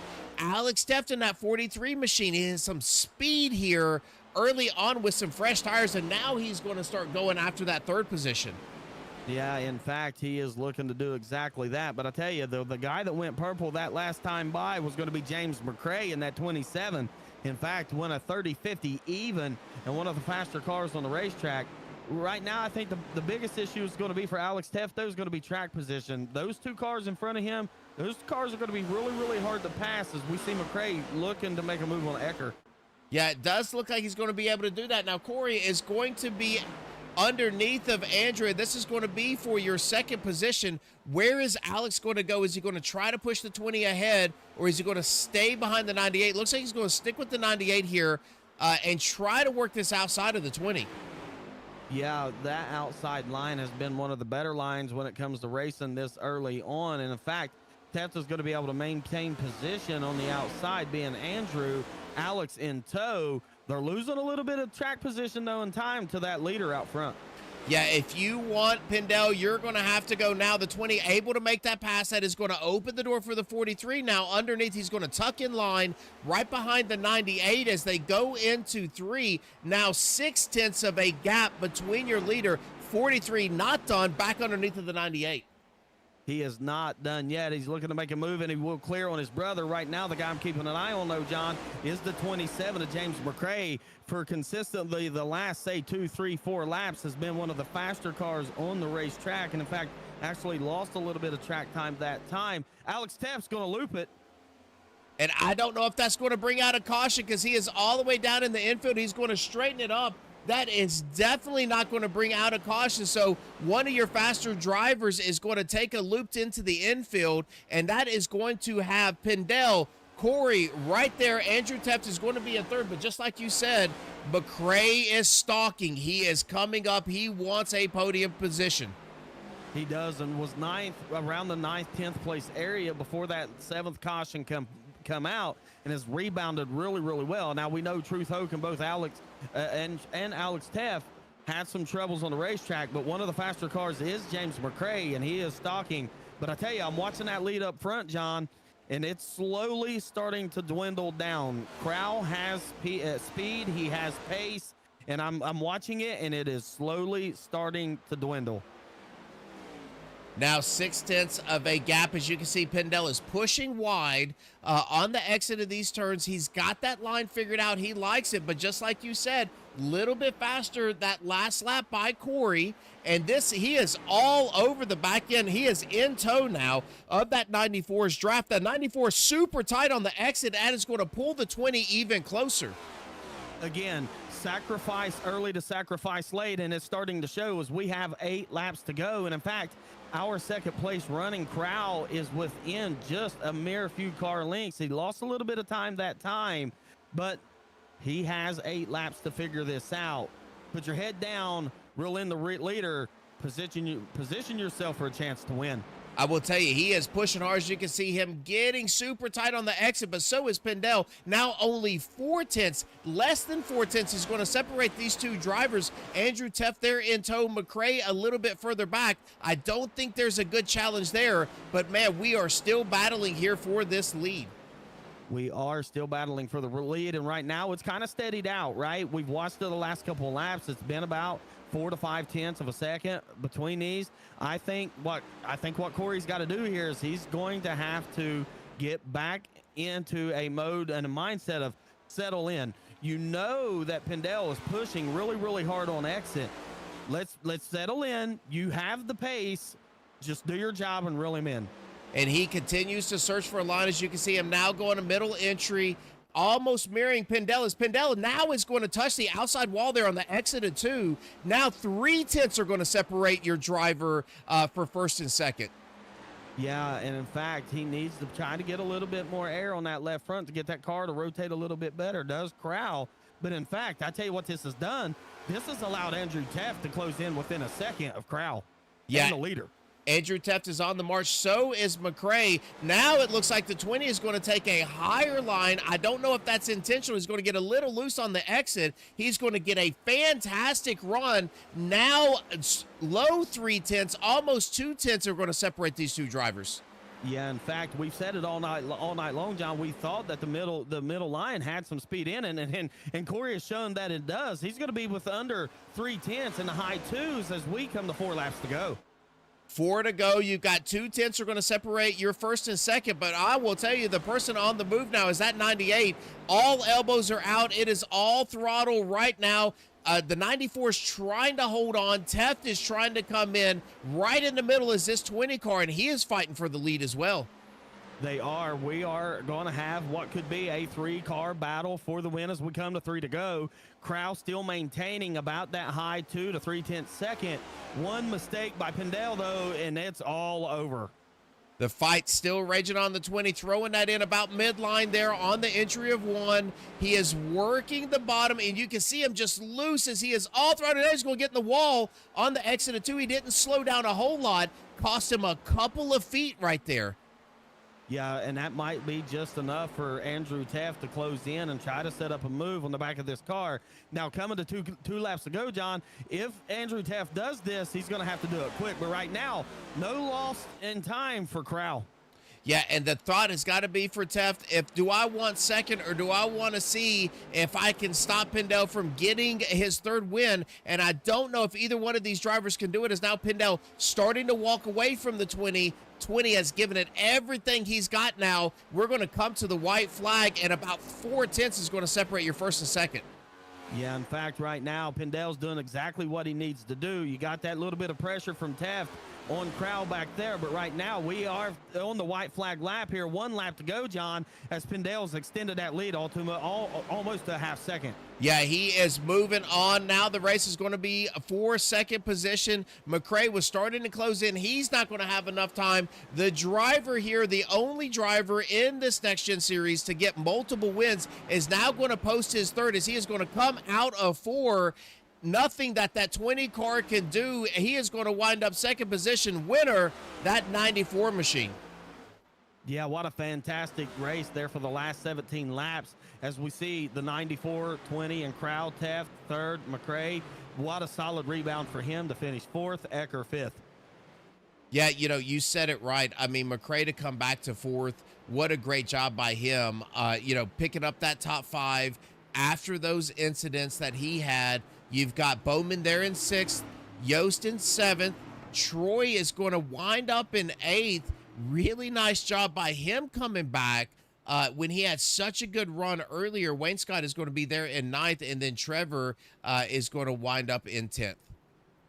Yeah, and then from 11th on back, we see Gates, Fudge, Hoke, Alex Taft. We know both Hoke and Alex Taft had, some issues out on the racetrack. Kane's going to come home 15th, Colehouse 16th, Fox, Marquis, and Burgeon all out. Yeah, it doesn't look like Allen took the green flag tonight, but there you go. That is your finish. Again, your winner here, Christopher Pendel, is burning that thing down. And we're going to see if we can hop some people in here, Brandon, and I will let you take that first interview for that 3rd position, and that is going to be Mr. Andrew Teft. So let's see if we can knock these tickers off. We want to get rid of those because we are going to highlight Mr. Teft. What a great job, but super aggressive early on, and deciding to really be aggressive on those restarts. And, man, to finish here in that top 3, it looked like he was one of your faster cars at the end. He was, and in fact, we watched him all night long. It just didn't seem like he had the overall raw speed that he needed to be able to get the victory here. But nonetheless, what a solid 3rd place run out of Andrew. And I tell you, we've seen him do this often throughout the season, right? He's our current points leader within the Cup or the Next Gen division, and just overall another great night of racing. Yeah, I will tell you, it's super impressive what the 94 has been able to do. But again, this driver just up front and just a problem every single week. And this week, is no different. He's going to bring home a podium. And sometimes, that's what it's all about. And especially when you're league racing and you are points racing, it's not every night that you're going to win. But, man, you need to be able to run well every chance you get. Yeah, absolutely. You got to be able to run, well, consistent, solid top 5 finishes. And Andrew seems to position himself in just about everything he races in those positions. And we've seen him do it again tonight. Let's see if we can bring that driver in here to the booth, and then I will let you take over and do that interview. So, Andrew, this is Brandon and John in the booth. You got a copy? Yeah, I got you. Well, Andrew, I tell you what, man, what another amazing night of racing for you. You got to win last night, beat me out at the line in the Xfinity Series, and then come out here tonight at what seemed to be a very slick Nashville Super Speedway and bring it home third. Yeah, that was a lot of fun. Pretty challenging tonight. So we seen some struggles. It seemed like you had maybe not the overall kind of raw speed that you would like to typically have. Seemed like the struggles with the race car being a little bit freer, a little bit looser, kind of had some impact. Take us through your night to be able to bring this thing home third. Yeah, I think my strength was on the long run as normal, so I was kind of hoping for a run where we could get toward the end of the fuel. But we got maybe 3/4 of the way there. That's when my car would really kind of start to come in, I think. So just wasn't as strong on the short runs, and just gonna try to let Alex go there at the end because I thought he had a better shot, and on the short run at least, and kind of lost it in front of me a little bit. So gave up a little bit of time there, but yeah, just gave it everything I had to catch back up there. I was kind of hoping they'd get side by side and slow up a little bit. Maybe I could make a move, but yeah, Chris just hit his marks and did a really good job.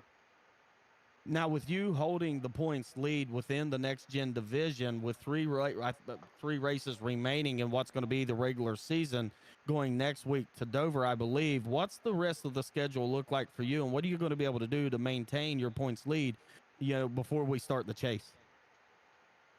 Just gonna try to keep staying consistent and out of trouble. Uh, been doing pretty good about staying out of trouble at least. So uh, I gotta look to see what tracks are coming up here. I'm not even sure. Dover, Yeah. Darlington, and Texas. Dover, I'm not so good at. These concrete tracks are not my specialty. Kind of like tonight. I was looking at my stats before the race tonight, so I didn't have any wins. But yeah, maybe something about concrete maybe just doesn't get along. But Darlington and Texas, I feel pretty good about. Dover, I might still get a top 5 or so as long as I don't get involved in anything or speed on pit road. That pit road can be kind of tough there. Well, great job, man. You got the win last night. You bring it home in a podium position tonight, and I'm certain that you got some people that you'd like to thank. Yeah, I want to thank you guys for helping out in the booth. I want to say congrats to Chris. He's been kicking butt the last few races. Actually, now that I'm looking at it, he's got 3 out of the last 4, so he's doing a heck of a job out there. I want to thank our servicemen and women, everybody that tunes in to watch, shows up to race, and friends, family, team. And if you want to check us out, just head on over to racerselite.com. I can't talk today. If you don't mind doing us a favor, hit that subscribe button on our YouTube channel homepage. We're trying to get to 1,000 now. We hit our goal of 500, so now we're doubling it. Well, great job, Andrew, man. It's good to see you back up here in a podium position, and we'll see you next week at Dover. Thanks, fellas. All right, so there was your third place driver. Now let's see if we can get a word. I've been looking to talk to this gentleman all season long here, Brandon. So let's see if we can bring Corey up here in the booth. Corey, this is John and Brandon in the booth. You got a copy? I do. How's it going, John and Brandon? Well, man, I will tell you, you really waited until the end to turn it up and look like you had a ton of speed, especially on some nice fresh tires. Really got super close to Pendel at the end. But man, you played the patient game, really kept that car underneath of you. Walk me through how this Nashville track race tonight being so hot. Yeah, I wasn't comfortable in practice. I was faster, but I couldn't put consistent laps together. So I knew I needed some time still on the track. So I started further in the back, just kind of hung back. I was playing the game of, hey, let's try to do one stop if this goes green out of the way, just to see what I can do. I can't make the playoffs, so from here it's just Hail Marys, right? But yeah, I felt fine running 5th gear most of the time. Started shifting down near the end, but exit of 3 and 4 really troubled me at the exit of it. If I exited too low, it felt like I would just slide out and be on that borderline of spinning out. So luckily I didn't, and yeah, I played that patient game in P2. Yeah, you really did, and it looked like later on in the race is when you showed that kind of speed, and is that kind of, something that you learned over time? Because I know, just as a person that I races from time to time as well, that's something that I developed a little bit later on, which is, I don't necessarily have to run all out all the time. I don't have to show all of my speed. I just have to pick my moments. Did you know that you had some more gas in the tank, if you will, there when that last green flag, flew? Yeah, I felt like I had a little more. That last run trying to catch Chris. I mean, I'd say that was probably all I have. I think if I would have went any more, I probably would have spun out. But just learning from these guys, I used to be all gas right at the beginning, and I would go 20 laps, and then everybody's blowing my doors off. So I started playing the patient game, started watching some of the lines that some of the other faster ones are doing, and just pick up on little things. Like Chris, he passed me midway in the race, and I kind of watched how he was entering. I tried to pick that up, and it seemed to work for me. But yeah, as far as any more, yeah, I think that was probably pretty close to the borderline. Well, you certainly did a fantastic job tonight. Congratulations on bringing home a second place finish here at Nashville Speedway. And Corey, we'll turn it over to you, let you give your shout outs. Yeah, I appreciate you guys for doing the broadcast. You guys be doing that gives everybody something to watch. We appreciate the support, everybody that's tuning in. Races Elite for the league. I want to thank Shenko Custom Diecast, and then Mid Atlantic Racing Series. That's my company. So I appreciate all my teammates that support that. And that'll be it. All right. Well, congratulations on bringing home a second. Now we go to Dover. You've already been to one concrete surface. What can we look for from Corey next week in this 20 car? Well, it all depends. I'm expecting a kid any day now. Oh, So okay. we'll see. Hopefully we can get that one in. I love Dover. Yeah, but hopefully if I do race it's kind of the same outcome, just one position better. You got it. All right. Well, congratulations there on your second place finish. All right, thank you. Okay, Brandon. So there, all we have to do is talk to the man of tonight, and that is going to be Pendel. Let's see if we can bring him up in the booth, and I will let you take this thing over. Chris, this is John and Brandon. You got a copy? Yes, sir. How y'all doing tonight? Hey, man, we're doing great. Let me tell you something, Christopher. It's good to see another high native, just like myself, man, find victory lane. And you've done that multiple times this season.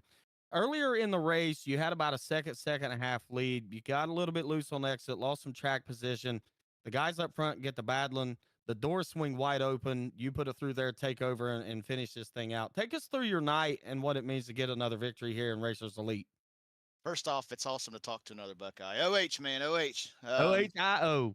That's right. But I struggled early in practice. I know I had a fast lap, but I was having problems. I mean, obviously, track time's a little different practice, but I was struggling off exit, and I know a lot of guys struggling. As you've seen tonight, I got loose off the turn two. That was my spot where I was struggling. But I was figuring out where to. I've won races here in ARCA cars, and I was trying to drive it the same way. I was just trying to arc it a little bit and in the corners to get to the bottom, and then when I got back to the bottom, just kind of let it roll and then get back on the throttle. But these cars here, they was bouncing all over the track and getting loose, and I was just trying to baby it and play with the throttle. Um, the car felt great though in the long run. It really did. Like if you could get the first 5-10 laps, it felt really good. I was able to attack guys in the corners. A lot of guys are sliding up.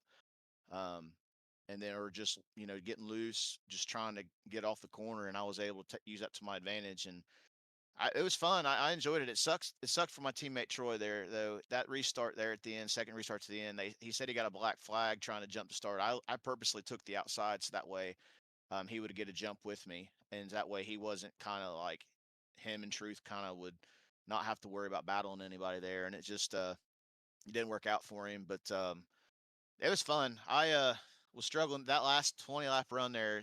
The 20 started catching me, and I'm like, "Oh crap, what am I doing? Oh crap, what am I doing?" Then he started pushing a little bit, and I tried running different lines, and he was able to he started having a battle with the 98, and I was able to kind of scoot away there. But man, this is awesome. Back-to-back wins. I mean, John, it's took me a couple years to win the next gens here and winning Racers Elite at all. And I've somehow won 3 races this year, and I cannot believe I won 3 races in Racers Elite. This is a fast group of guys, and I enjoy racing with them. And man, this is awesome. I ain't won 3 races in a league in a long time in any league. I tell you what, man, and from what we know, it's been 3 out of the last 4. Now you had a concrete track tonight. We go next week to Dover for what's going to be another concrete track. What's your thoughts heading into next week? But I used to like Dover a lot. I used to have real good luck there. I've only raced there maybe once or twice in the next gens, and I've always had bad luck in them. I can never figure it out. So honestly, tonight my goal was just to run top 5, and that's why I started in the back, just to learn a little bit and just take care of my car, and it's going to be the same as next week probably. I'm just going to learn a little bit. I mean, next, the ARCA car is Trucks Xfinity. I might, try to push a little bit and be a little harder, but I think next week I'm just going to kind of pace myself and take my time, hopefully, and just get the best finish I can. I don't know. This is pretty awesome. I don't know what else to say, man. This is awesome. No, you're good, man. Just soak it all in. I can tell you, man, it's absolutely a lot of fun to watch you tonight. Just battle for position and to start in the back and just learn what you can learn.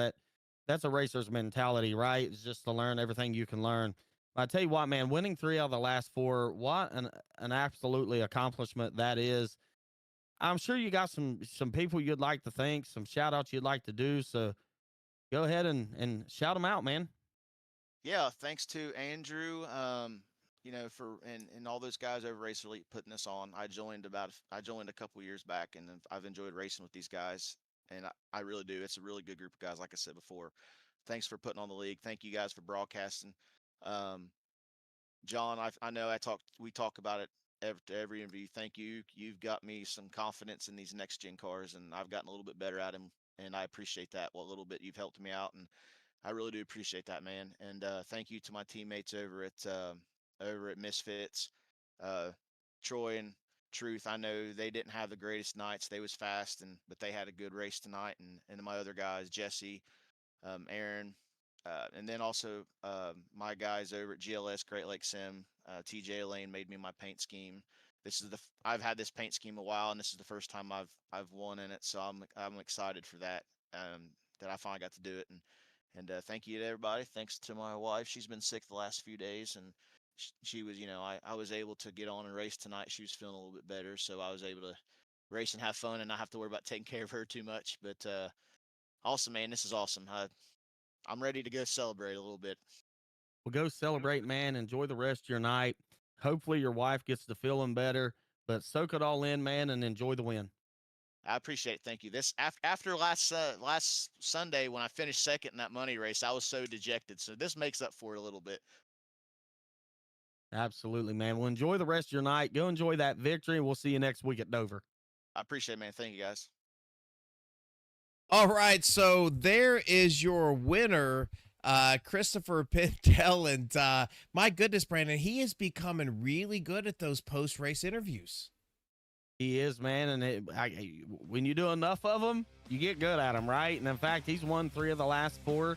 We heard Andrew Teff say that, and when you get enough time to be able to come up to do your interview, you do enough of them, you get good at them. Well, not only has he been good at these interviews, he has definitely been great out here on the track. Like you said, 3 out of the 4 races, he has put this car in victory lane. You know he's got to be the one that everybody is circling every week when he comes out. Great job to them. And Brandon, man, you might have been substituting, but it was like an old hat. Certainly appreciate you coming in and stepping in and helping me out tonight. Hey, I appreciate you, John, and I look forward to talking to some more with you. With some other things that we talked about. So I'm excited about it, man. And I appreciate you allowing me the opportunity to come up here and call a race with you. And what a great race we've seen here at Racers Elite tonight. There you go. That is us, and that is it for John and Brandon tonight here on Racers Elite Network. Just like Andrew Teff said, if you want to be a part of Racers Elite, go to racerselite.com. You can sign up. We have new seasons coming up here in about 5 or 6 weeks, and they race money races just like Christopher talked about. They have specialty races, free races. They're racing every single night. Come and be a part of the action. Brandon,